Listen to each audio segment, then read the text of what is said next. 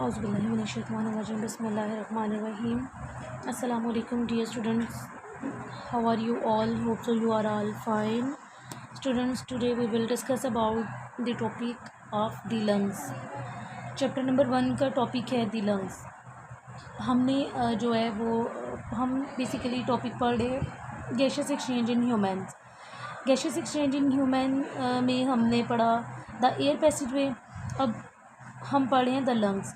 Basically जो है start से लेके नेज़ल कैविटी से स्टार्ट हुए थे हम लोग, और नेज़ल कैविटी से जो एयर है वो एंटर होती हुई सारे जो हम लोगों ने पार्ट्स पढ़े डिस्कस किए वहाँ से गुज़र के आ रही है लंग्स के अंदर।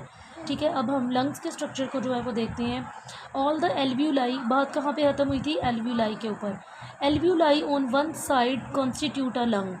ठीक है, लंग्स का हिस्सा जो है वो कौन बना रहा है? एल्व्यूलाई। एल्व्यूलाई जो है वो क्या है? कॉन्स्टिट्यूट अ लंग है। There is a pair of lungs in the thoracic cavity. ठीक है, अब हमारी जो एक थोरेसिक कैविटी है, जो ये जगह होती है, ये लाइक सीना जिसको कहते हैं, चेस्ट वॉल। ठीक है, वहाँ पे जो है वो पेयर ऑफ लंग्स जो है वो मौजूद है। ठीक है, आप ये बात जानते हैं। ठीक है, पेयर ऑफ लंग्स मौजूद होता है। The chest wall is made up of 12 pair of ribs and the rib muscles called intercostal muscles. अब जो चेस्ट वॉल होती है वो बनी होती है 12 पेयर ऑफ रिब्स पे, 12 पेयर ऑफ रिब्स पे। ठीक है, पसलियाँ, ये तो आपको पता है 12 पसलियाँ ठीक है मौजूद होंगी, और पेयर होगा यानी कि 12 एक साइड पे और 12 एक साइड पे। The rib muscles called intercostal muscles. Rib के मसल्स को हम क्या कहते हैं? Intercostal muscles.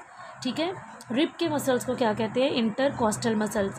A thick muscular structure. अब जो रिब का जो चेस्ट की वॉल का जो एक स्ट्रक्चर है, उसका एक स्ट्रक्चर जो है वो थिक सा होता है। इस थिक मस्कुलर स्ट्रक्चर को हम नाम देते हैं डायाफ्राम का, जो कि प्रेजेंट होती है बिलो दी लंग। ठीक है, लंग्स से नीचे जो स्ट्रक्चर होगा उसका एक डायाफ्राम सा स्ट्रक्चर, उसको हम क्या कहते हैं? डायाफ्राम। ठीक है, left lung is slightly smaller and has 2 lobes.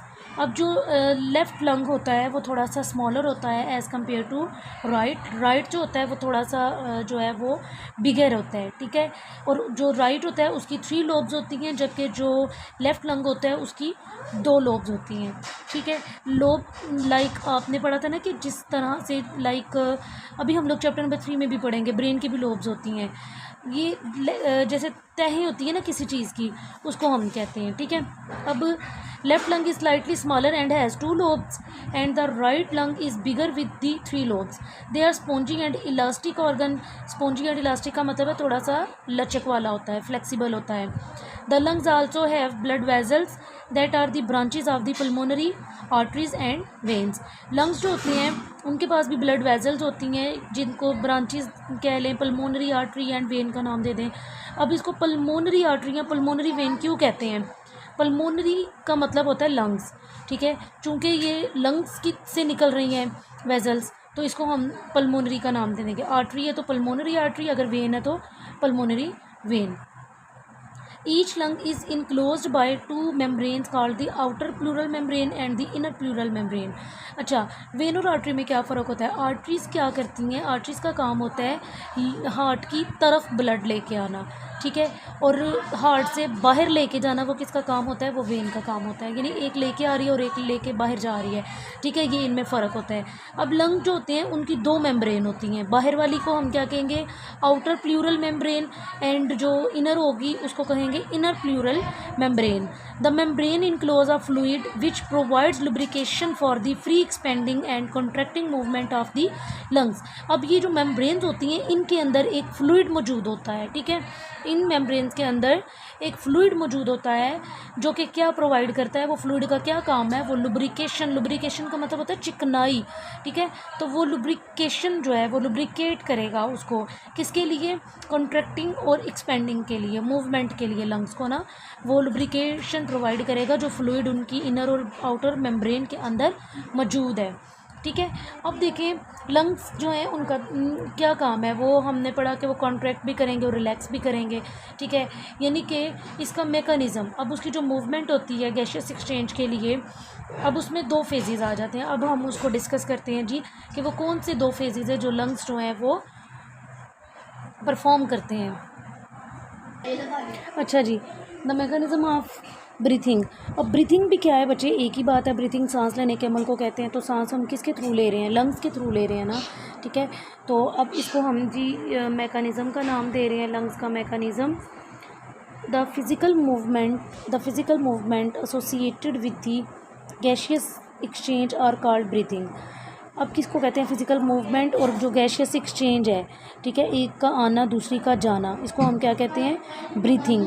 अब 2 फेजेस होते हैं, एक इन्हीलेशन होता है और दूसरा एक्सहेलेशन होता है। इन्हीलेशन को दूसरा नाम देते हैं बच्चे हम इंस्पायरेशन, और एक्सहेलेशन का दूसरा नाम है एक्सपायरेशन, ठीक है। इन्हीलेशन का मतलब आपको पता है हवा को अंदर लेके जाना, ठीक है, इनहेल करना। और एक्सहेलेशन का मतलब होता है एक्सहेल करना, ठीक है, एक्सपेल आउट करना, बाहर निकालना हवा को अंदर लेके जाना और हवा को बाहर निकालना। तो इसी को हम लोग, ये 2 नाम है। अगर आपको पेपर में क्वेश्चन आ जाता है इंस्पायरेशन के नाम से तो भी परेशानी होना, ये इन्हीलेशन एक ही बात है।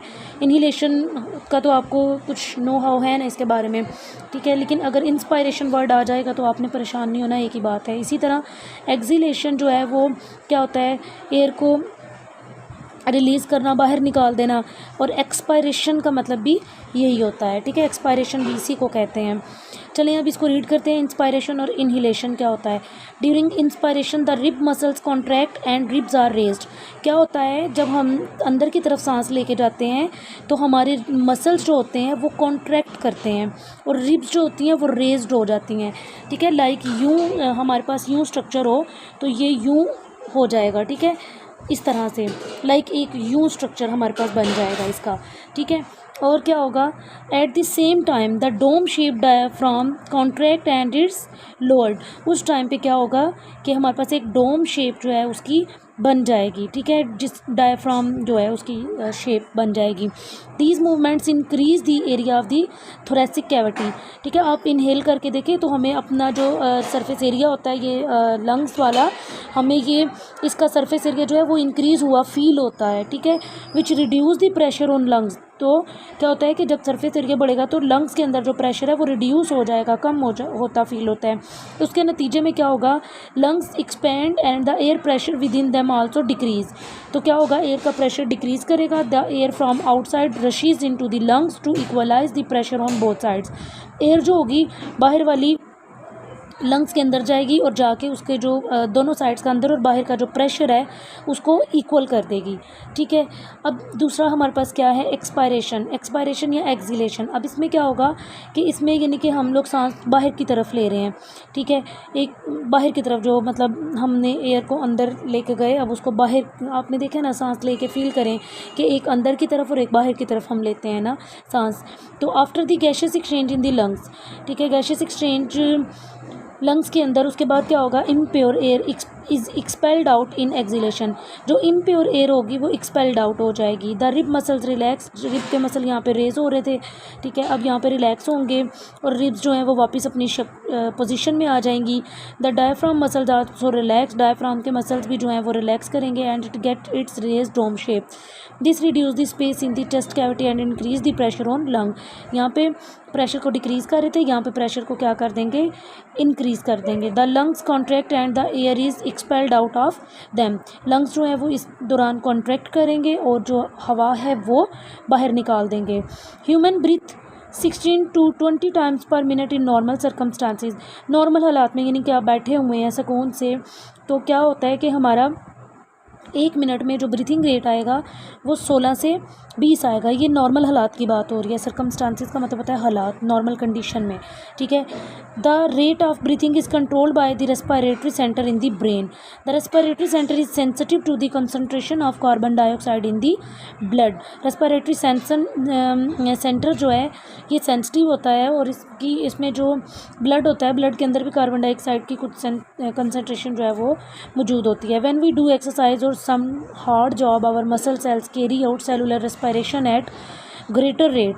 जब हम कोई हार्ड जॉब यानी भाग रहे हैं या कोई एक्सरसाइज कर रहे हैं या कोई काम कर रहे हैं तो क्या होता है कि उस दौरान भी आपको पता है कि हमारा ब्रीथिंग रेट क्या हो जाएगा, इंक्रीज़ हो जाएगा। It result in the production of more carbon dioxide. तो उस दौरान क्या होगा कि हमारे जो ब्लड के अंदर है वो कार्बन डाइऑक्साइड की तादाद जो है वो ज़्यादा हो जाएगी, उसकी प्रोडक्शन ज़्यादा हो जाएगी, which is released in the blood, जो कि ब्लड के अंदर रिलीज़ होगी। ठीक है। This greater than normal concentration of carbon dioxide stimulate the respiratory centre of brain.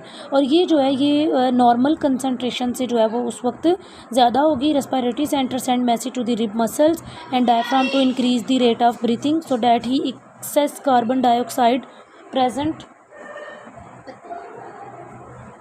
in blood can be removed out of body.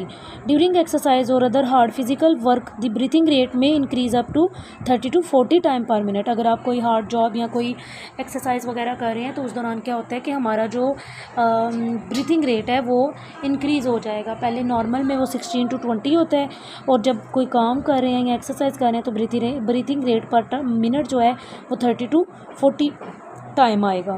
ठीक है। तो स्टूडेंट्स ये था आज का हमारा लेक्चर।